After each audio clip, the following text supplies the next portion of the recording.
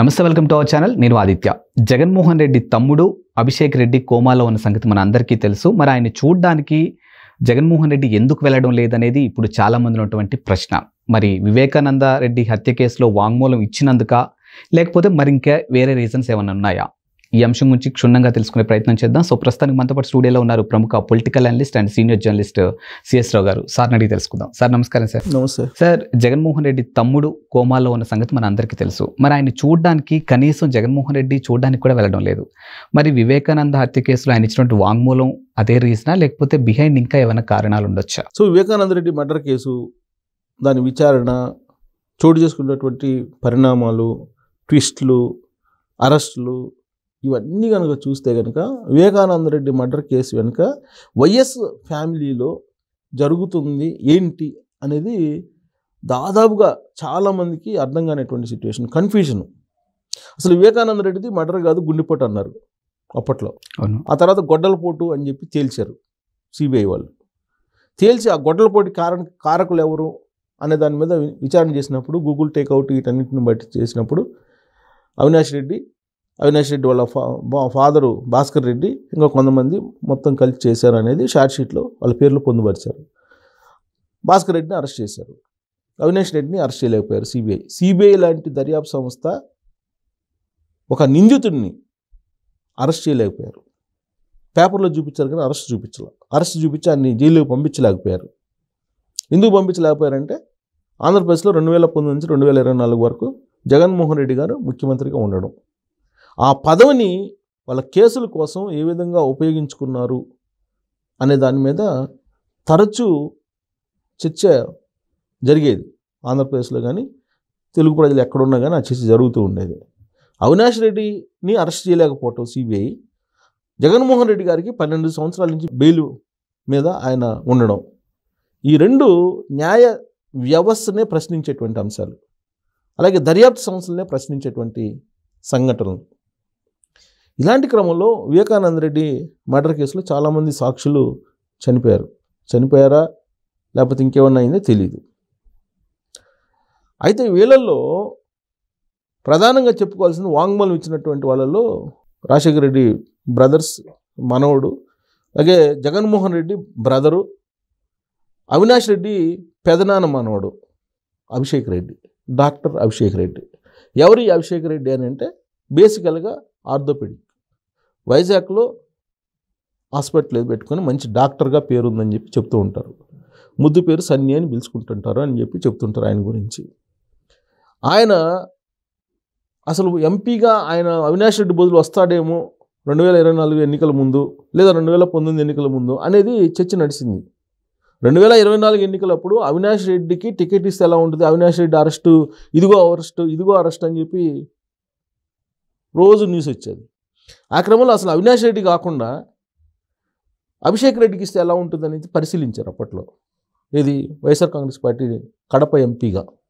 అప్పుడు ఈ అభిషేక్ రెడ్డి ఎవరు అనే దాని మీద, ఈ అభిషేక్ రెడ్డి రాజకీయాల్లో కూడా కొంత అప్పుడప్పుడు కనిపించారు. అక్కడ లింగాల మండలం ఏదో ఆ ప్రాంతంలో పర్యటించారు. అప్పుడే ఆయన పేరు కూడా వచ్చిందని అంటారు. 2019 నుంచి అప్పుడప్పుడు రాజకీయాల్లో కనిపిస్తూ ఉన్నాడు ఆయన అభిషేక్ రెడ్డి. అయితే ఈ ఇన్వెస్టిగేషన్ క్రమంలో సిబిఐ అభిషేక్ రెడ్డిని కూడా విచారించినటువంటి సందర్భంగా ఆయన ఒక వాంగ్మూలం ఇచ్చారు అని.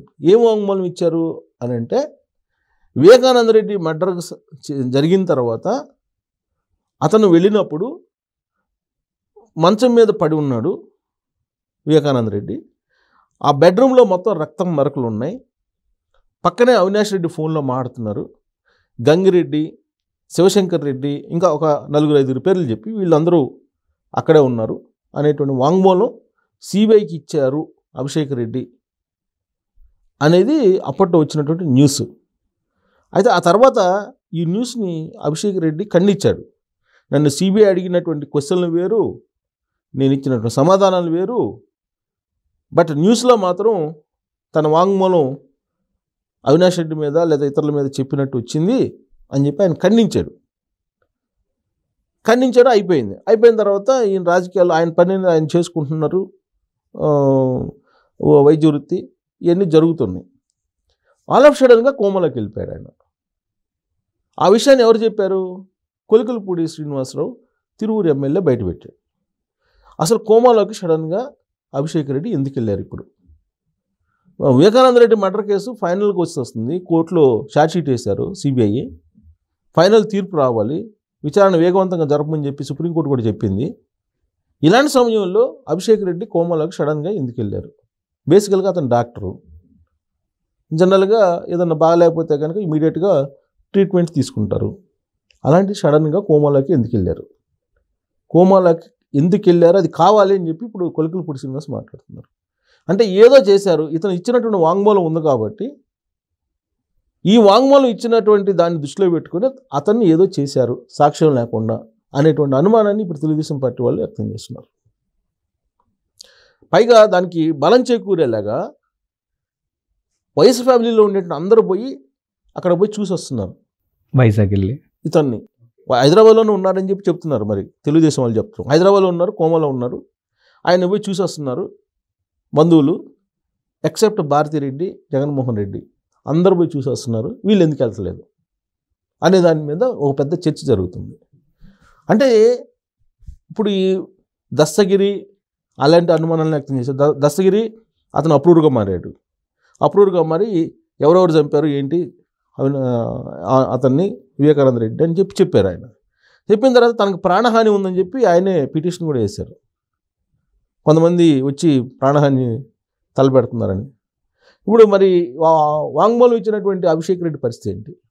వీళ్ళు ఎందుకు వెళ్ళి పరామర్శించట్లేదు అనేది ఇప్పుడు తెలుగుదేశం పల్లి కొలికలపూడి శ్రీనివాస్ ఎగ్జాక్ట్గా ప్రశ్నిస్తూ ఉన్నారు. మీరు ఎందుకు వెళ్ళి వైఎస్ ఫ్యామిలీ అంతా కూడా వెళ్ళి చూసి వస్తుంటే మీరు ఎందుకు వెళ్తలేదు?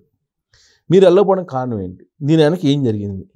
అది కావాలి, అది బయట పెట్టాలి అని చెప్పి ఇప్పుడు ఆయన డిమాండ్ చేస్తూ ఉన్నారు. సో కాబట్టి ఈ ట్విస్ట్ ఏంటి అనేది బయటకు వస్తే వివేకానంద రెడ్డి మర్డర్ కేసుకు సంబంధించి ఒక క్లారిటీ కూడా వచ్చేటువంటి అవకాశం ఉంది.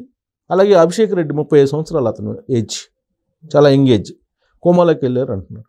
మరి ఎందుకు వెళ్ళారు అనేది బయట రావాలి. ఇవన్నీ బయటకు వస్తే కానీ అసలు వైఎస్ ఫ్యామిలీలో ఏం జరుగుతుంది? ఒకవైపు ఏమో షర్మిల జగన్మోహన్ రెడ్డి ఎలాంటి వాడు అని చెప్పి చెప్తుంది. హంతకుల్ని పక్కన పెట్టుకుని తిరుగుతున్నాడు అతను. అంతకుముందు జగన్మోహన్ రెడ్డి వేరు, ఇప్పుడు జగన్మోహన్ రెడ్డి వేరు, మీరు నమ్మొద్దు అని చెప్పి ఆంధ్రప్రదేశ్ ప్రజలకు చెప్తుంది కదా ఆవిడ, పదే పదే చెప్తుంది కదా. సునీతారెడ్డి వివేకానంద రెడ్డి కుమార్తె ఆవిడ చెప్తున్నారు కదా.